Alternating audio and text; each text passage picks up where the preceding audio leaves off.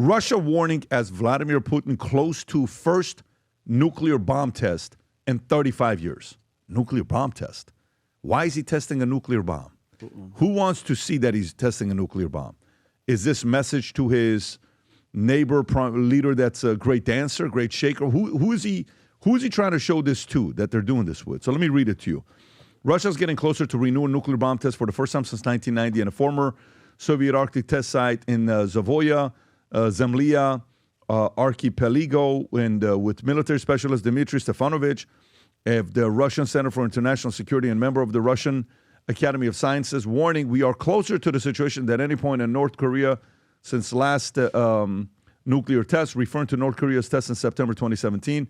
The director of the facility confirmed readiness, stating the test site is ready to resume full-scale testing activities. It is fully ready. The laboratory and testing facilities are ready. The personnel are ready. If the order is given, we will begin testing at the moment.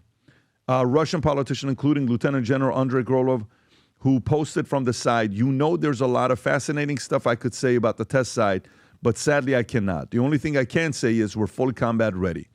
So what are they saying?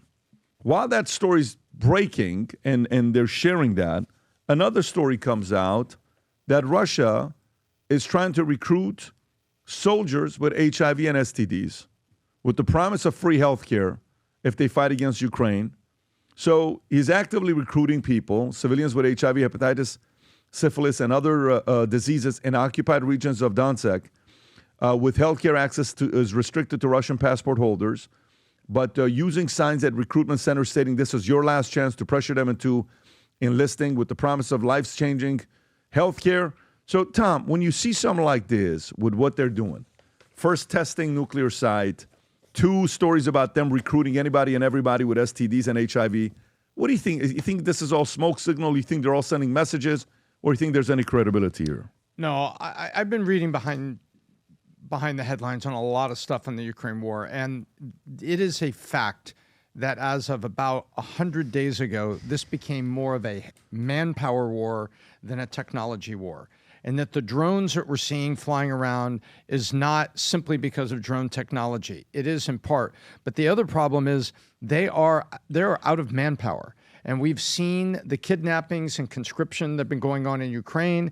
And we were also seeing, we also saw some very disturbing behavior of men that were in a gay club that were being pulled out of the gay club in St. Petersburg. I think the audience can help me here, but that was a gay club that was in Russia, and these guys were getting pulled out and forced into draft. And so it is a manpower problem that both sides are facing right now of military age, typical soldier age people. And now we're seeing the next list of this, because this has been going on so long. They don't have infinite populations of young people that are, joining the armed forces out of pride. They are having to basically enforce a draft. And when that's not working, they're having to kidnap on the streets, which Ukraine has been doing. We've seen the videos. How much, don't have exact numbers, but they've done it. And now you've got Russia, raiding a gay club, and now saying, look, if you're sick, you've got controllable communicable diseases, HIV-positive, no problem. I'll give you free health care for life if you still have a life when you're done in the military. Yeah. Oof. By the way, while you're saying that, at the same time, Putin, Kim Jong-un are to attend the Chinese parade in a show of defiance against the West. So look at that team right there, folks. Kim Jong-un, Xi, and Putin are going to be together. Why? Maybe they're sending a message, okay?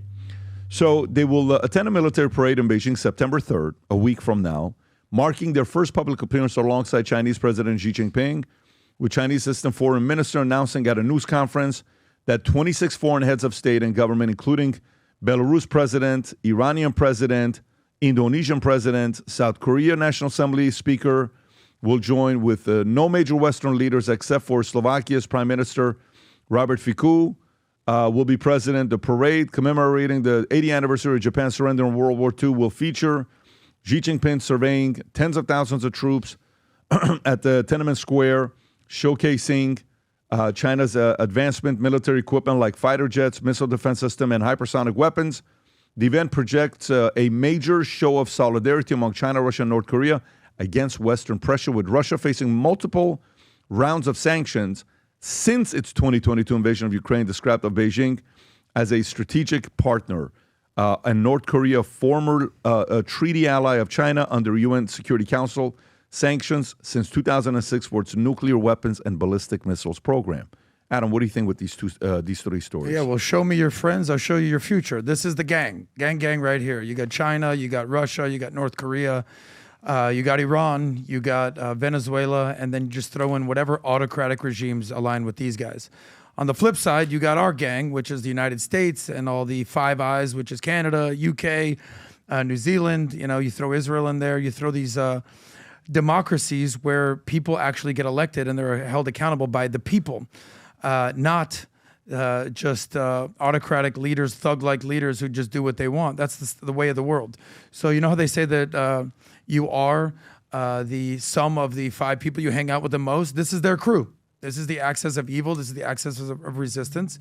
Not the people of these countries aren't necessarily evil, but the regimes typically are. How do you think Trump views this? That's what I was thinking. You just sat down with him. You had a good talk. We're doing peace talks, but hopefully to end this thing with Ukraine. And then you go and you're going to go hang out with the Iran's president, just right there. I mean, he has a relationship with South Korea, with Kim Jong-un, but that's North Korea. My bad. I think that's Big a spit. difference. Isn't that a spit in the face? Like what you're showing your defiance to the West. We just sat down with each other. Yeah, but why would you think that there are friends? There's no indication that there are boys. No, I didn't necessarily say friends. As much as we're not fans of what Zelensky's doing, we're on Team Zelensky. We're on Team Ukraine. I know you don't want to admit it. I'm not on team that guy. No, I'm not on Team Ukraine. Our country is.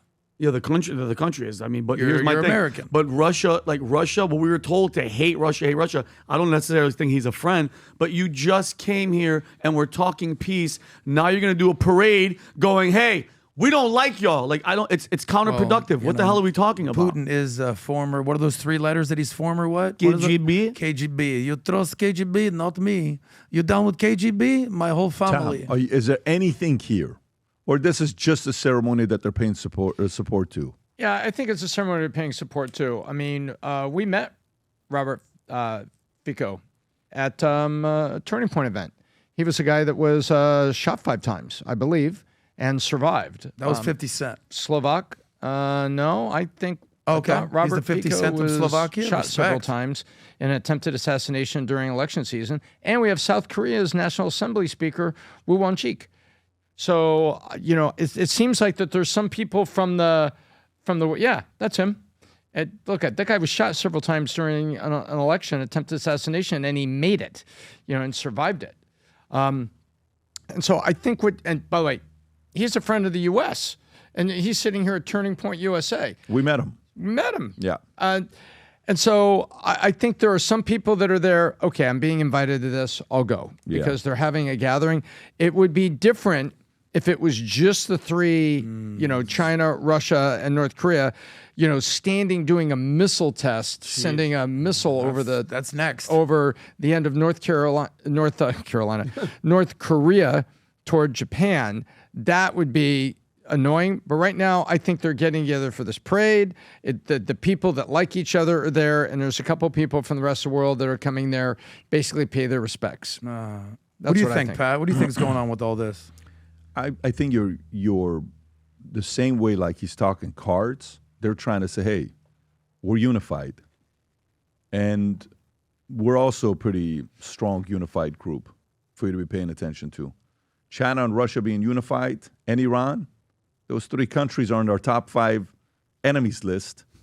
If you think about it, China being number 1, Iran being probably number 2, Russia being probably, I don't know, they're in the top 5. So I think if you were them, you'd probably do it as well. If you were them and you are representing them, you'd probably hold this meeting to use as a leverage point that we're unified. Yeah, but I don't know if it's going to make the relationship better or not. And a part of it, maybe even in the meeting with Trump, he may have said, hey, I just want you to know, I'm going to be at that September 3rd meeting with China. So, these are things like, don't read into it. I've been committed to that for 2 years. Okay. I've been committed to that for 6 months. Who knows? I'm just saying. Yeah, it could be. But some of these things, you've made commitments that's not like, when you're at this level, they didn't just add this to the calendar last week. Yeah. This is like, how you calendar things out a year in advance? Yeah. These guys calendar things out 3, 4, 5 years in advance. They're world leaders. The average person doesn't understand the calendar of a world leader. So I'm not expecting everybody to understand it. Moving forward, on Connect, on the Circle, all the notes we have, it's free. You can go download the Circle, follow the stories with us. All you have to do is go to download Connect, go to the Circle, PBD Podcast Circle, look for it. Any of these QR codes will take you there. Join free. If you want to be able to communicate with others, pay your $10 a month. I think whatever the next rate is, and then the next rate will give you more access, videos, all that other stuff. And especially last week when we posted a video with Tom doing the push, benching 135 pounds, absolutely crushed Monster. Killed it, Yeah, Tom. it was Now you're the new mayor real. now. And I got so much hate telling me I was doing half What? bench presses. So I have to Yeah. go I don't know. and do it again. And I'm going to pause, and I'm going to do this, and I'm going to pause. And what I'm probably going to do after today is I'm going to do that with a pause to see how many I'll do, but it'll be Do a only pause, on do the a Circle. story, I'm going to then do do a another. pause. Well, I'll be like, how you doing? And then boom. It's But one. also, Two. you do the whole leg up, like this whole deal. This is Yeah. Well, they're this is saying a different I'm not thing. going straight enough, and I like being challenged. So maybe if I do straight arms, I can only do 3 of them, 4 of them. But we'll test it out. If you enjoyed this video, you want to watch more videos like this, click here. And if you want to watch the entire podcast, click here.